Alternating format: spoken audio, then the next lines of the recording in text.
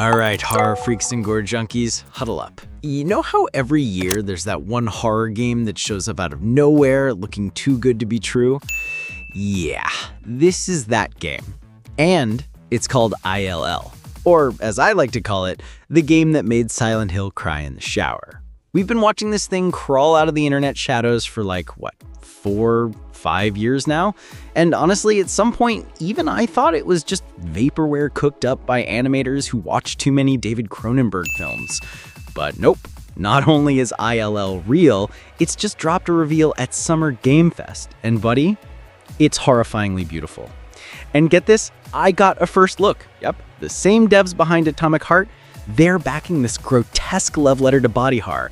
And now the animators turned developers behind ILL are showing off real gameplay, not pre-rendered nonsense, not concept art in a PowerPoint, actual gut-spilling gameplay. No tutorials, no mercy, just BitCrush. Welcome to BitCrush, Cry, where your save file cries for help.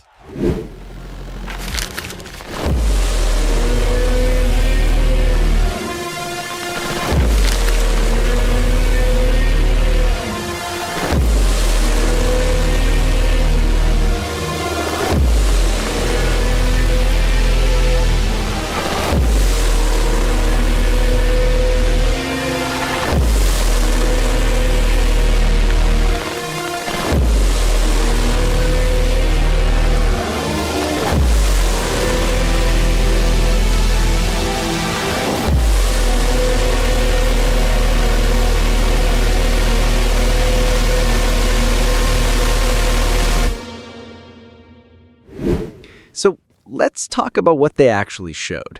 ILL is a hyper-realistic first-person survival horror game set in a cursed fortress where everything, and I mean everything, wants to rip your face off. The star of the show? A fully dynamic dismemberment system. Yeah, you can literally rip flesh from bone and see enemies react to every sadistic slice. Hit an arm, it dangles. Blast the leg, they limp. Aim for the jaw, boom, dental plan canceled. And it's not just gross for the sake of it. This world is alive.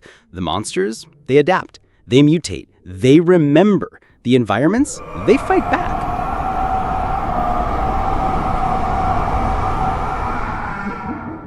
Throw a chair, blow open a door, use physics to solve puzzles or escape an ambush. It's like if Half-Life 2 had a blood baby with Dead Space.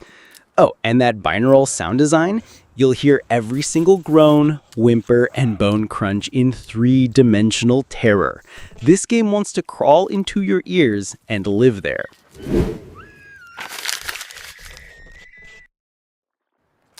The world, the monsters, the nightmares. Here's the plot in a nutshell.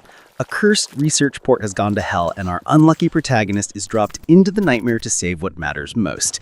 Spoiler, it's probably not his sanity. The monsters? Not your average shambling corpses. These things are evolving, like actually mutating across encounters. You won't just fight a monster. You'll fight it, maim it, and then it'll show up 2 hours later as a completely different creature with extra limbs and zero forgiveness. Visually, think VHS, It Welcome to Derry, and Longlegs had a demon baby with a film school degree. The cinematic edge here is insane, like horror movie meets full-blown gaming trauma. And you better hope you're good at managing resources because ammo is scarce, your inventory is limited, and crafting is essential. Survival here isn't just shooting stuff. It's fixing your gear, scavenging every corner, and figuring out whether the last health kit is worth using or hoarding for the monster you haven't met yet. Now let's talk about where this beast came from. This game started as a dream, literally. A bunch of animators posted some creepy little clips on YouTube years ago, teasing a world full of mutated flesh and disemboweled nightmares. Everyone thought it was fake. I thought it was fake, but they kept at it. Fast forward, and they get backing from Mundfish. Yes, the Atomic Heart Studio. They gave the ILL team the support, funding, and production pipeline they needed. And boom, the dream started becoming a dismembered, screaming, blood-slicked reality. The director even thanked the fans, especially the ones that stuck around through years of silence. And honestly, that's what makes this story wild. From online teaser to full-blown reveal at Summer Game Fest, That's some Rocky Balboa arc right there. Why this could be the horror game to watch? Let's get one thing straight. This isn't just another horror shooter. ILL is trying to bring horror gaming into a new realm of grotesque realism. Think weapon degradation, precision dismemberment, reactive AI, and monster behavior that feels way too human. Enemies will cry out in pain. They'll crawl when wounded. They'll back off if you light them on fire. It's the kind of horror that makes you feel guilty. Like, should I have done that? Yes, you should have. And the world, it doesn't just sit there. It reacts. Puzzles use real physics. Objects can be moved, stacked, thrown. This isn't a static backdrop. It's an active horror sandbox with rules that break as much as your bones will. Right now, there's no release date, but 2026 is looking like the big year. And if what we've seen is just the beginning, then this might be one of the most brutal, immersive horror games of the decade.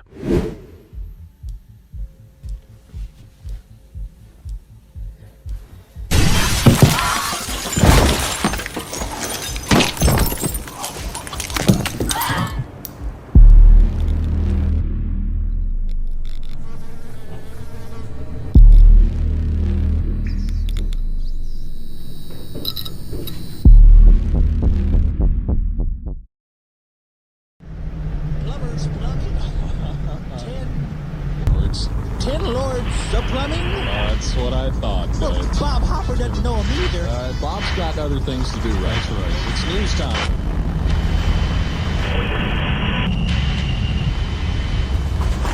Jesus!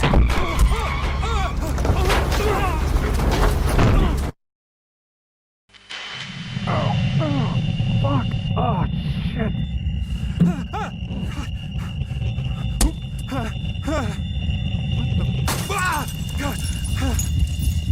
Wait, help!